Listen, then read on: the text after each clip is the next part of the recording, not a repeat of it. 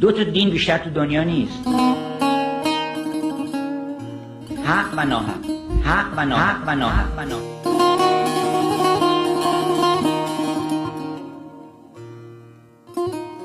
اون کسی که حق رو زیر پا میذاره اون کافره کافره کافره کافره.